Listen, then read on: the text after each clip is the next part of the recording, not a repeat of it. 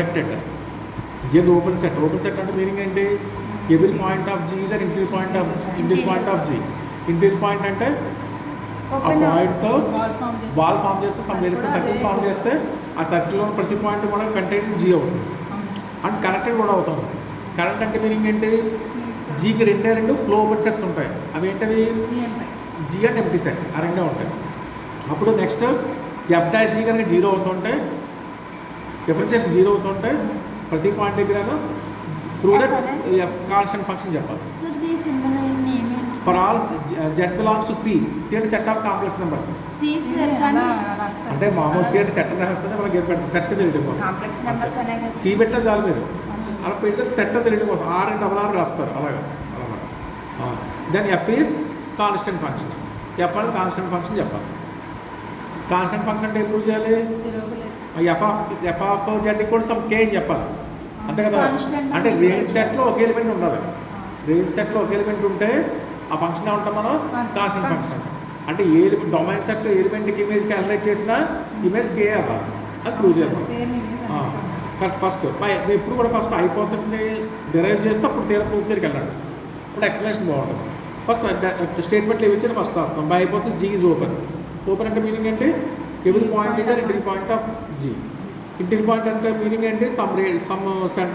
జీలో పాయింట్తో సమ్ రేడియస్తో ball form చేస్తే ఆ బాల్ ఎంటైర్లీ కంటెంట్ జీ అవ్వాలి. నెక్స్ట్ ఇంకోటి ఇచ్చాడు హైపోథెసిస్లో ఇంకోటి జీ ఈజ్ కనెక్టెడ్ ఇచ్చాడు. కనెక్ట్ అంటే the both clopen sets are G are G and empty set ఆ రెండే ఉంటాయి. రెండు బోత్ ఓపెన్ అంటే క్లోజ్డ్. మిగతా సెట్స్ అవి అవో వాళ్ళు ఇంకో సెట్ తీసుకున్నది ఏమన్నా క్లోజ్ కానీ ఓపెన్ కానీ అయిందంటే అయితే జీ అన్న అవ్వాలి, అది ఎంటీ సెట్ అవ్వాలి. జీకో సబ్సెట్ తీసుకున్నప్పుడు అది క్లోజ్డ్ ఓపెన్ రెండు అయిందంటే ఖచ్చితంగా అవ్వాలి ఎంటీ సెట్ అన్న అవ్వాలి, జీ సెట్ అన్న అవ్వాలి. అర్థమైందా? బట్ ఇప్పుడు మనం ఇది తీసుకుంటాం. ఇది స్టేట్మెంట్లో రాస్తాం. నెక్స్ట్ స్టేట్మెంట్లో మనం ఏం ప్రూవ్ చేయాలి? ఎఫ్ డాష్ జీ కనుక జీరో అవుతుంటే ఎఫ్ అనేది కాన్స్టెంట్ ఫంక్షన్ చెప్పాలి. For F dash G Z belongs to G, for all Z belongs to G అయినప్పుడు ఇది చెప్పాలి. ఎఫ్ ఈజ్ కాన్స్టెంట్ ఫంక్షన్ చెప్పాలి. కాన్స్టెంట్ ఫంక్షన్ అంటే మీరు ప్రూవ్ చేయాలి. F of Z is equal to double naught for all Z belongs to double naught అని చెప్పాలి. Z అని చెప్పాలి. అంటే ఎలిమెంట్ చేంజ్ అయినా ఇమేజ్ ఫిక్స్ అని చెప్పాలి. కానీ F from G to C అని కంటిన్యూస్ ఫంక్షన్ ఇచ్చాడు కదా.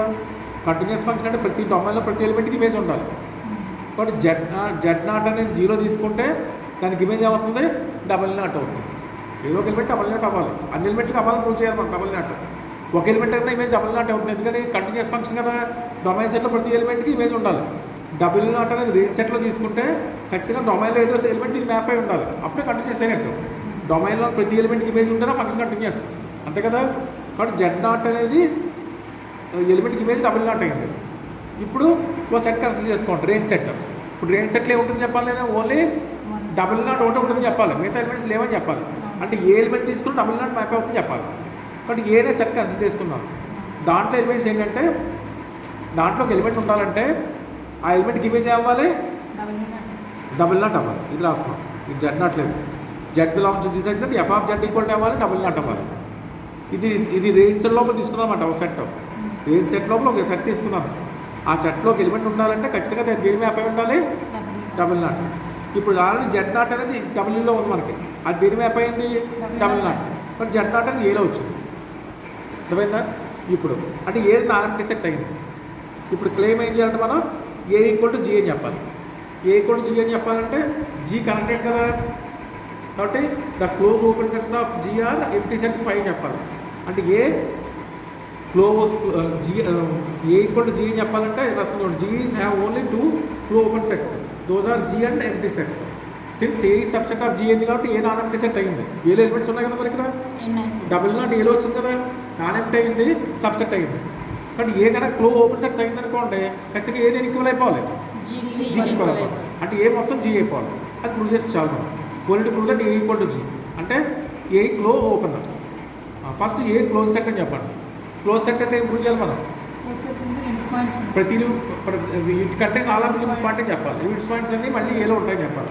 దానికి ఏం చేస్తాం? ఏలో సీక్వెన్స్ తీసుకున్నాను. సీక్వెన్స్ తీసుకుని దాని లిమిట్ పాయింట్ ఏం రాసాను నేను? జెడ్ అని రాశాను. ఇప్పుడు ఏ క్లోజ్ అవ్వాలంటే లిమిట్ పాయింట్ కూడా దేంట్లో ఉండాలి? ఏలో ఉండాలని చెప్పాలి అంతే కదా. ఇప్పుడు ఈ జెడ్ దేంట్లో జెడ్ అనే సీక్వెన్స్ దేంట్లో ఉంది? ఏలో ఉంది. కాబట్టి ఎఫ్ ఆఫ్ ఏలో ఒక ఎలిమెంట్ ఉందంటే దానికి ఇమేజ్ ఎంత అవ్వాలి మనకి, బట్ సీక్వెన్స్ మొత్తం అందరికి ఇమేజ్ అవ్వాలి double naught. But both sides F apply చేయండి. But F of Z equal to limit Z equal limit ఎంత ఇన్ఫినిటీ ఎఫ్ అని కదా ఈక్వల్. ఇక్కడ ఎఫ్ పెడతాను, ఇక్కడ కూడా ఎఫ్ పెడుతున్నాను. But F of Z equal to F of limit ఎంత జెడ్ అంట. లిమిట్ బయట తీసుకోండి. లిమిట్ ఎంత ఎఫ్ ఆఫ్ జెడ్ అని.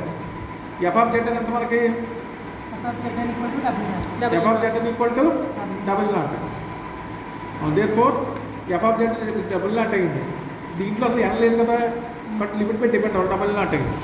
అంటే ఎఫ్ ఆఫ్ జెడ్ కూడా మనకి డబుల్ నాట్ అయింది. అంటే జెడ్ అనేది limit, F of Z limit. ఆ లిమిట్ ఈక్వల్ అయిపోయింది డబుల్ నాట్ అయిపోయింది. అండ్ ప్లస్ ఈ జెడ్ అనేది లిమిట్ అని తీసుకుంటే ఆ లిమిట్ దేంట్లో వచ్చింది మనకి, ఏలో వస్తుంది. ఎందుకంటే లిమిట్ కూడా ఇమేజ్ ఏమైంది మనకి డబుల్ నాట్ అయింది.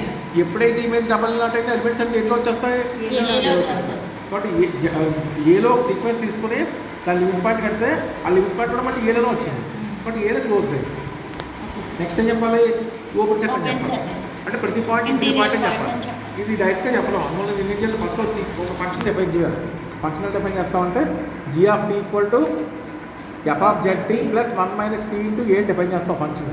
దీని మీద చెప్పాలి.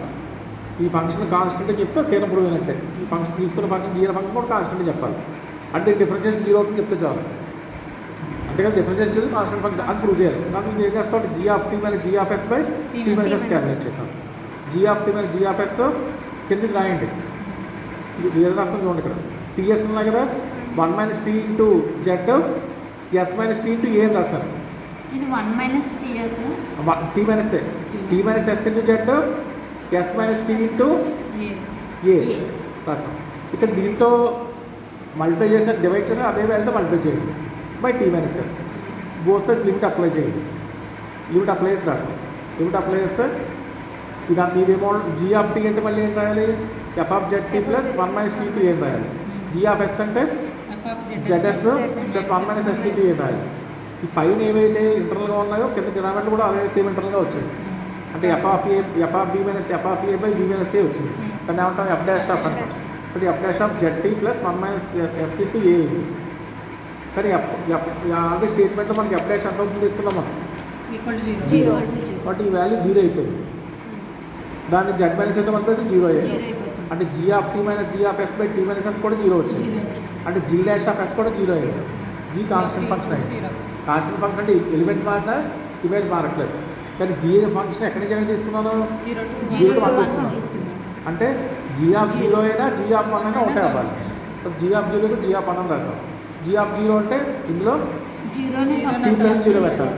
జీ ఆఫ్ 1 అంటే టీ ప్లస్ 1 పెట్టాలి. పెడితే ఎంత వచ్చింది మనకి, ఎఫ్ ఆఫ్ జెడ్ కూడా ఎఫ్ ఆఫ్ ఏ వచ్చింది. అర్థమైందా, ఎఫ్ ఆఫ్ ఏ అంటే ఆల్రెడీ ఏ బిలాంగ్స్ ఏ కాబట్టి F of A double not అవుతుంది. అంటే ఎఫ్ ఆఫ్ జెడ్ కూడా డబుల్ నాట్ వచ్చింది. ఎప్పుడైతే జెడ్కి మీద డబుల్ నాట్ జెడ్ ఏంట్లో ఉంది, ఇలా ఉంది. అంటే ఏతో బాల్ ఫామ్ చేస్తే ఇక్కడ ఎలిమెంట్ ఎక్కడ తీసుకున్నాం చూడండి, జెడ్ బాల్లో తీసుకున్నాం. కాబట్టి జెడ్ ఏలో ఉన్న ఒక బాల్ తీసుకుని ఆ బాల్లో ఒక ఎలిమెంట్ తీసుకుంటే ఆ ఎలిమెంట్ కూడా మళ్ళీ దేంట్లో వచ్చింది, ఏలో వచ్చింది. దేర్ ఫోర్ ఈ బాల్ మొత్తం ఎంటైర్లీ కంటెంట్ ఏ అయింది. కాబట్టి ఏ పాయింట్ ఆఫ్ ఏ అయింది. అంటే ఏ